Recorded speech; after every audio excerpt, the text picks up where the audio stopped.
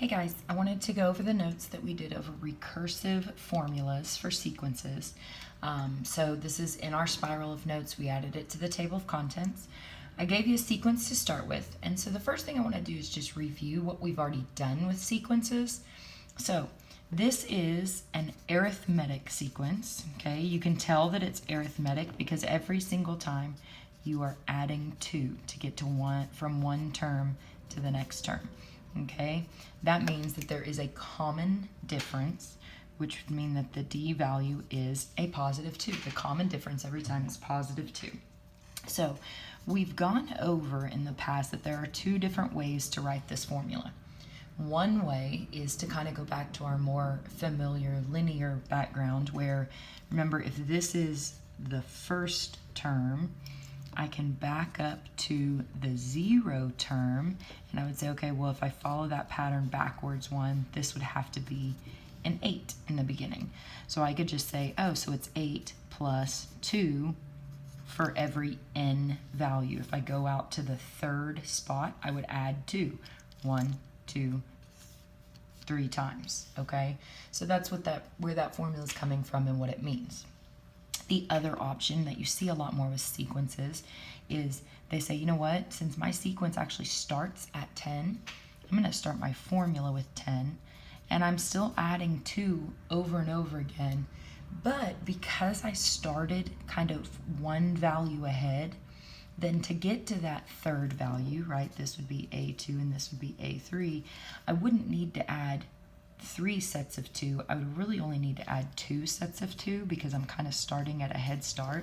So you say, well, whatever step you're on, you're going to take away 1 time when you're adding those 2's. Okay, these are really, you guys have gotten pretty good at writing these formulas. We need to be familiar with both of them. Those are actually called explicit formulas.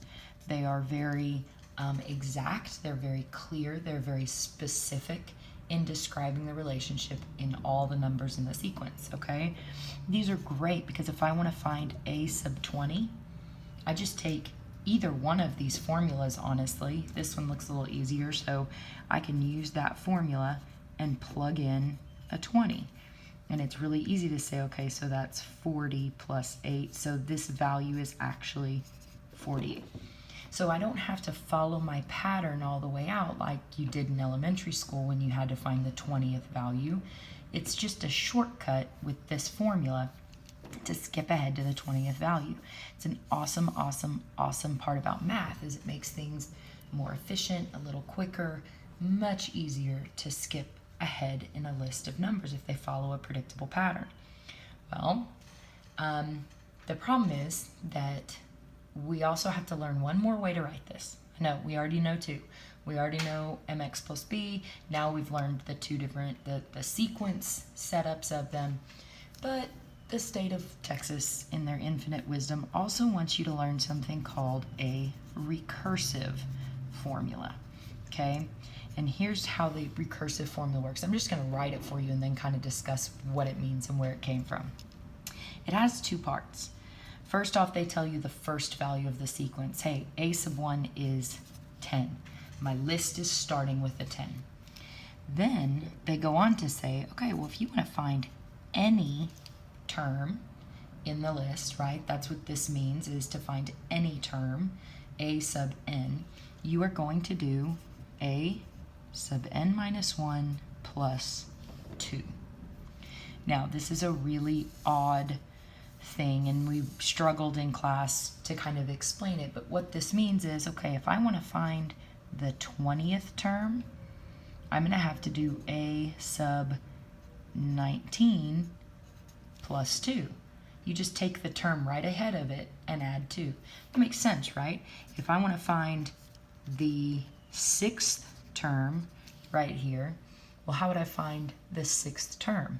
I would take the 5th term and minus 1 and add 2 to it. Super easy, right? It's just a different way to write that same thing. Oh, I'm starting at 10 and I'm adding 2 to whatever I had before. Where this turns into a problem, and this is why I personally get frustrated with this form, is, okay, so here I'm going to find the 20th term. Well, it's the 19th term plus 2. Well, I don't know the 19th term. I don't have anything past the 5th term. Oh, well, people would argue, well, it's not that hard to find the 19th term. You just do, so if you want to find 19, you do a sub 18 plus 2. You take the 18th term and add 2. Well, we don't know the 18th term. You'd have to go, to find the 18th term, you take the 17th term plus 2. And so basically, in my opinion, what this does is it backs up to your elementary school thinking where it says, hey, every time just add 2 to move down the line. And so you get back into, I'm just starting at 10 and adding 2 every time until I get to whatever number I need. Okay, this is just a different way to describe the relationship. Start at 10, take the last one and add 2. Okay, to get the next one, you take the last one plus 2. So, kind of frustrating. It works with other sequences too. So the other sequences that we might have are, let's say I have 4, 12, 36, 108, ... So take a minute, pause if you need to find the pattern there. Our pattern is that every time we are multiplying by 3, we're tripling the numbers along the way. So that would make this geometric. Remember, if it's a common multiplicative change, it's geometric. Additive change is linear. So I'm going to say, okay, geometric, the common ratio to get from one to the next is to multiply by positive 3. Again, reviewing the two old forms that we have, pause it and try and figure those out real quick. I can either back up, this would be my first term, so if I backed up to the 0 term, I would say, okay, well, on what times 3 equals 4? 4 divided by 3 is, we'll just be lazy and call it 4/3. I don't actually have to work it out in that case. Times 3 raised to the n. So remember, geometric is that exponential setup, something times a number raised to an exponent. Or I can say start with the first term, multiply by 3, and it would be n minus 1. Over and over and over again. Okay, so that's a review. We've covered that. You guys did fairly well. Those are your explicit forms. It does not mean inappropriate or bad like CDs would have you believe. Okay, it means very clearly stated.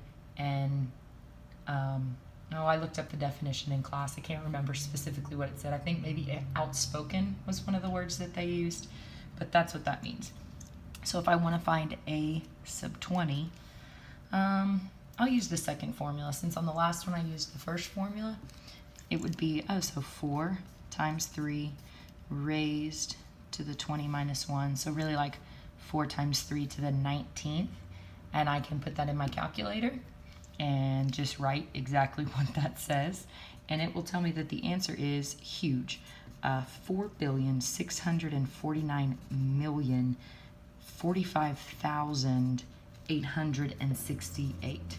Okay, so it makes sense that it's huge. I'm tripling a whole bunch of times to get out to the 20th term. Okay, that's what's happening here. So it's logical that that answer is so high. Some people in class kind of question it, but I mean, geometric get really high really fast. The recursive version of this, recursive, it helps if I spell it correctly. It'll help y'all spell it correctly probably, if I'm not giving you bad information. You say, okay, what did we start with? We started with A1 was 4, okay? Then we say, okay, well, to get the next, any number in the list, the next number in the list, you take the last number, n minus 1. So if you're looking for the 10th one, you're going to find the 9th one, and you're going to multiply by 3. Okay? You might see this written as a sub n equals 3 times a n minus 1. It's the same thing. It's just with multiplication, we like the number to be a coefficient in there. But recursive formulas is telling you the same information that this one is. Hey, start with a 4. And where this one says multiply by 3 for whatever term you're on minus 1, this is saying to find the term, you take the last term times 3. Notice this formula doesn't have a anywhere in it. You're not actually using any of the actual terms. You're just using what term number you're on. This one is actually saying, hey, find that term and multiply it by 3. So we did a little bit of examples in class, but we are going to go over more of those tomorrow, or in class, so you should be able to pick that up. Hopefully this will kind of introduce you to the topic.